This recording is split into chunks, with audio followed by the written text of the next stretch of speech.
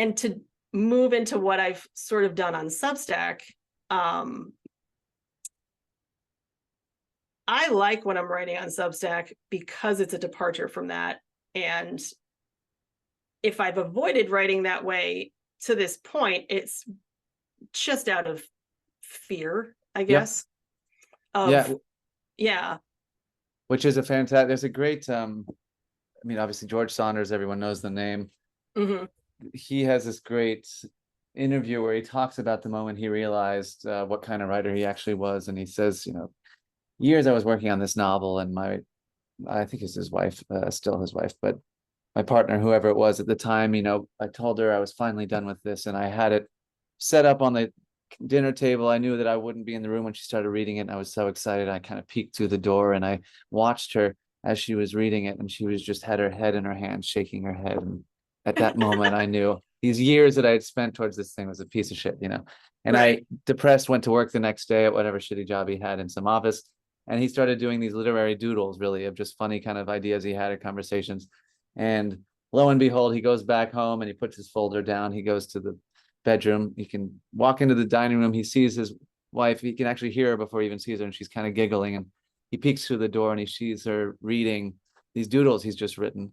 And that was finally the moment he realized what the real writing was all about, was when it wasn't this kind of more precious than thou type writing.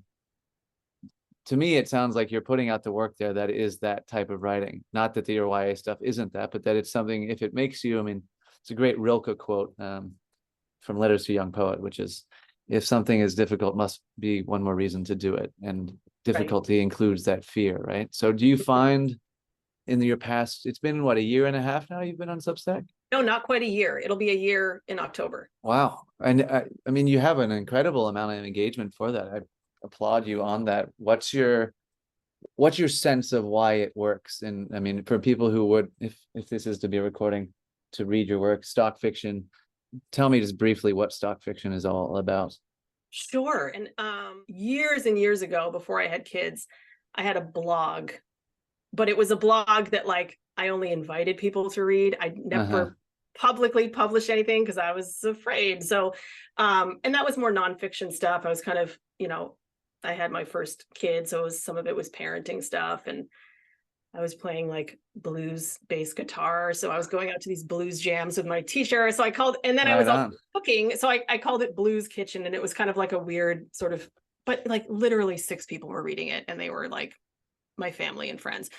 But it was a good exercise. And I actually, so I signed up, and then it was more about, okay, well, what's my thing gonna be? Because if you just show up and start writing and no one knows who you are, and you don't have I hate to say a gimmick, but you kind of have to, you need that one sentence. Something. You're like, what's going to pull people in? So I was just out walking, and I kind of, it was while I was taking that class that I mentioned before, and the teacher used a lot of photo prompts. We did free writes at the start of every class. She would use a photograph and give us a 1-line prompt, and we'd have to write for 15 minutes or whatever. And for some reason, I liked those prompts better than just a traditional writing prompt where it's just all in text and you kind of have to decide for yourself. So, and I'm a very visual person too, in terms of storytelling. Everything's very cinematic in my head when I'm writing.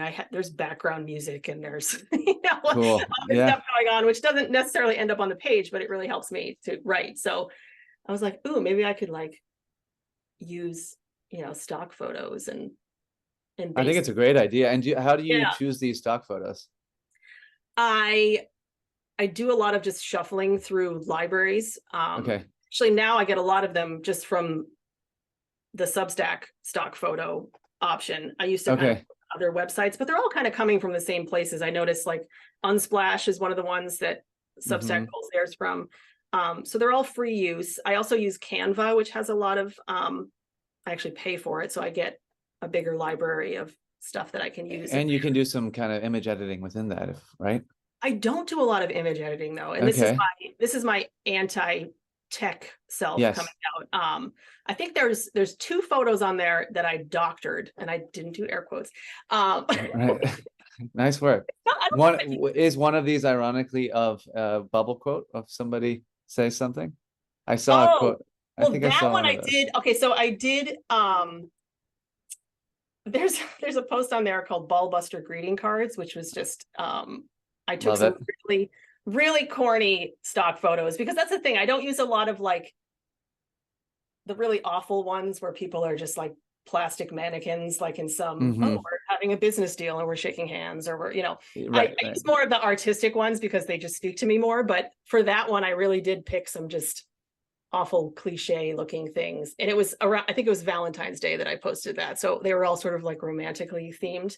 So yes, for those I kind of created memes almost out Sure. of You them. have, so you have some tech skills. I mean, Oh don't, yeah, nothing to scoff at, you know? and those are getting better. I'm kind of a Canva monster now. I like to play on there a lot. And Okay. the two photos that I sort of, there's one story called Look Don't Touch, which has a picture of a nurse.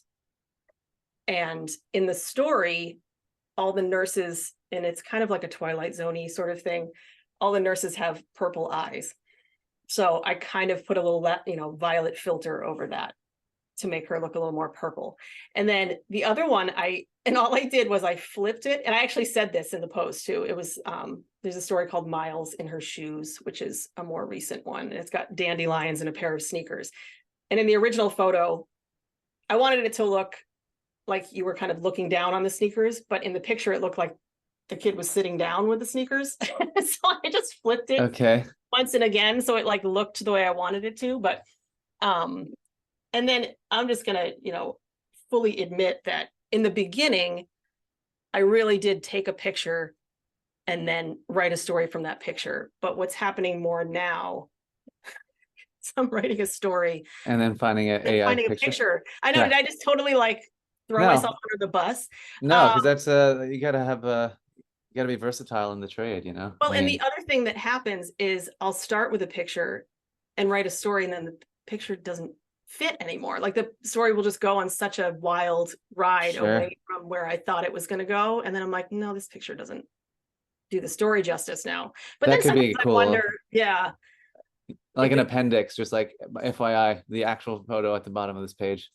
has nothing to do with the story. Because that's, I think that's part of the refreshing nature of your Substack, is that it is by definition playful, but also highly creative. It's not supposed to be, I mean, the promise is that you're going to read a story based on a photo, but what that story is about, of course, you have your own themes that you confront, which often is, I mean, from what I've understood, romance is a large one, but there's also a lot of technology and the influence it has on our humanity or lack thereof. I mean, I Right. wanted to ask you about the first foray you made into film, because you had, I don't know if I'm pronouncing it correctly. It's, well, I don't know if you can pronounce it correctly without being a computer.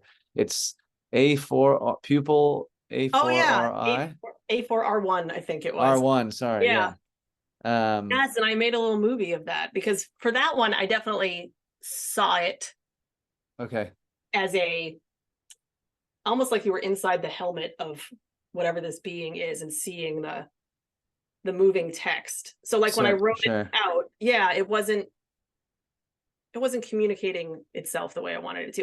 And it was also hard to create the emotional stuff in it when you With didn't, robots, yeah. yeah, with robots. Well, that's the thing. Are they robots? So Right. in Yeah. the And film version, you get the impression that the pupil is actually some kind of being that can breathe and be distressed. So like I, that wasn't necessarily coming through in the, and maybe it was. I mean, the dialogue between the pupil and the mentor, like obviously it turns a little bit at the end and there's more of a yeah. connection between them, when they're not following the guidelines and they're just talking. Um, Well, so that so that's a curious, that brings up a question I had, which it's kind of a two-pronged question. I think they're related. And it's about your vision, both as a writer, but also as a mother, and most importantly as a human. I think the human first, and then all the things after. The first part of it is, what is your kind of creative vision for the next years? I mean, the future as a general sense. Is it novels? Is it continuing to write weekly, semi-weekly? Where is that going? And related to that, which is what's connected to this story specifically, is what do you think, and not hope, but actually think we're kind of entering in a new phase in the next 10, 20 years as humans? You have some cynicism in your writing. There's also hope in your writing, but I'm curious if, which is impossible to separate your hopes and dreams, especially as a mother, I'm sure. Mhm. Where do you see this world heading? And does that have an effect on where you see your own work heading? Or do you have an independence between those two things? That's a hard question to answer. Good. That was the hope. That was the point. So where do I see my work heading? I'm still not at the point, like both my parents read my Substack, and that's something I have to let myself forget. And I do sort of forget it for the most part. My mother has a way of popping into my comments to remind me, and she's one of my 3 paid subscribers. So I can't kick her out. Which I will have to put an asterisk on because I'm curious why you haven't pushed that yet. You should be. I'm working on it, and I actually want to talk to you about that too, because I appreciate the way you word your suggestion for pay for art. I really liked your wording on that, but I don't want to steal it. But yes, so going back to it's free. Yeah, it's out there. So I remember somebody saying, and I'm sure it's been said enough times that no one knows who said it originally, but the whole idea of sort of writing like your parents are dead already, writing like you're not afraid of who you might hurt from your real life, or, you know, that sort of thing. I'm not sure how long it's going to take me to get to that point. I feel like I don't write autobiographically typically. And that's something you mentioned in a piece. I forget if it was the something on memory. What was it called? There's a great piece you write about. Is it the matter over mind? Exactly. But you don't write about your family often. I actually don't either. And I mean, we're getting away because I do want to hear your answer. But no, this question of being willing to hurt someone's feelings. This is one of the singular reasons why it's been 9 years I've been working on a book that I think is still worthwhile, is because it is the book that I know in some way will hurt my mom's feelings. And I didn't know how valuable that, or not valuable, essential it was for me to be able to write that until I finished it and say, oh yeah, this might piss her off or make her feel sad, but that's the beginning of a conversation versus the end of one. Right. I think. But I'm curious, you don't write about your family often. Is this partly because of the kind of protection of Sure. And I think I sort of meant I don't mention them a lot. I don't mention my kids a lot. And that part is, I don't need them to have an internet presence. Right. And I actually respect that. Before they can own it. You know what I mean? Yeah. I feel weird about that. So cool. And it's also, that's part of the, I mean, you're the parent, I'm not, but if the fiction can't be for us and for our own thing, then what the hell is it for? You know, I think there is an idea that I think we often forget, is that fiction really is something we get to have for ourselves, and it doesn't need to be confronting X, Y, or Z. It's what we want it to talk about. That's why it's ours and not anyone else's. And the funny thing is, since I started writing for a more adult audience, I swear more freely. Cool. Which is funny that we still, in the States especially, there is such a taboo around it, which is just say words like fuck and shit already. It's, there's a little spice in the... Well, they just recently, you know, because in television too does that a lot to you. When you grow up watching cable television and no one says fuck, like... Right. As if that word just wasn't part of the... Yeah. They say more things now, but I think we've got asshole in there now, and okay, we're working. They're moving on up. Yeah. Okay. But that's what's interesting about, like, we're getting so off topic, but I love it. All right, so I'm just going to talk about streaming and how that's changing television, because obviously there's no holds barred when you're streaming television, and true, no ads, thank God. So talking about hopes and dreams. So I think in my head, or maybe partly in my heart, like, I kind of feel like I was just born in the wrong era of time to do what I want to do, which is to just, like, I'm such a homebody, and I don't want to be, it's the whole, like, everyone's like, oh, I just want to be seen. It's like, no, I want to be read. Yeah. I don't want to be on, oh my gosh, like with YA, especially, the number of times I've heard, oh, you got to get on Book Talk. And I'm like, no, I'm not doing that. And it irritates me that that's a deterrent, that I'm creating a disadvantage for myself by not shaking my butt on some stupid Yeah, no, social media site. I don't know what it has to do with writing other than nothing. And it just, it upsets me. So yeah, that and it part, doesn't have much to do with writing. It has to do with selling the writing, but so that's not writing. no, it has to do with selling the person who's doing the writing, because, Right. and that's awkward for me too. I'm like, Mhm. I'd rather you just read what I wrote and think it's good and not give a Right. crap who I am, because that's Because private, it doesn't matter. Yeah. and it doesn't matter. I know Yeah. sometimes like I'll read a book and then you get to the end and it's like the author's there on the book jacket. I'm like, oh, cool, there's a person attached to this. But Right. I didn't want to know everything about that person before I read the book, because then I don't know, I'd make judgments or something would happen in my brain that I'd connect that person to the, I don't know. It's Yeah. all, that's not my favorite part of how things are now, because I really would just like to be holed up in my basement office for the rest of my life, just churning out novels and having people eat them. Like that's what I Awesome. really would Yeah. like to do. But I just don't know how realistic that is anymore. Well, I think it's honestly, Substack has provided a lens into how that could become realistic again. I think right now it is unrealistic for the vast majority of people who are unwilling to commodify their personality, which that has become the selling point for music and writing and interior design, everything. Now it's the Right. person behind this is more valuable than the thing that they're creating. What's cool about Substack and why I do like the paid model is in time, I do think the full ownership of our rights and physical products will, with a 90-10 split, which is unheard of in any other industry for creatives, Right. at least it gives you the opportunity to be in control of the community and also what you're sharing with the community versus there's a great relief in knowing I don't know who this person is really, and it's not important because I know I like what they put out every couple of weeks, and that's if that's not enough, then I'm not in the wrong industry, right? I mean, Right. because there's so many Substacks that I'm already subscribed to that I don't read every week. I mean, I even with yours, I catch up and then I say, oh, this is amazing. And I should have read this 2 months ago when it would have resonated even more, but that's how life works. And Right. this is what I think is very delicate in the Substack model is seeing the growth, but not making it the point because that's not how it started. That's not how we started on it. And when you Right. get the taste of it, it can become attractive.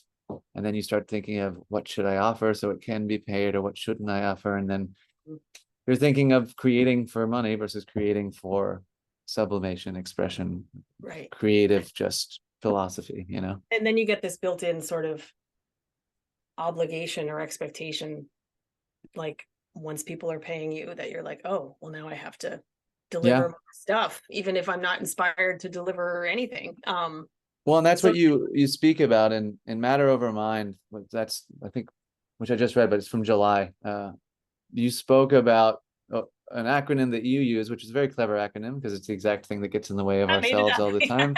Yeah. It's ego, right? And it's experience, grounding, and observation. I'm curious, how do you remind yourself of this? Is this you literally have ego written on your desk, and whenever you feel like you're in a bit of a rut, you say, let's go for experience, grounding, and motivation No, or the way, observation. Sorry. yeah, the way I remind myself is when someone reads that post and then brings it to my attention that I wrote it. Right. Honestly, like I forget my own advice like all the time. I Yeah. actually had an idea to create a post, just call it something like quote me on this, because like I've said things that resonate with other people, but I forget to let them resonate with myself. Mm-hmm. And so, and they're good things that I was thinking at the time, but it's the speed with which I forget Right.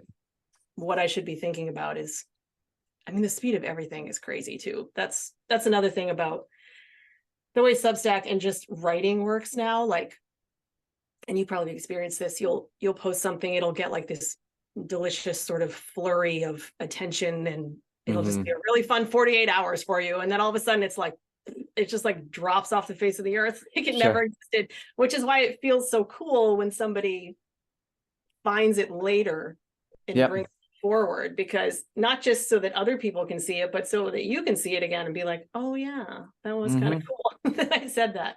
So yeah, so the ego thing, that's, and I have like anxiety issues, so like the grounding thing in particular is really challenging for me. To And what just, do you mean specifically?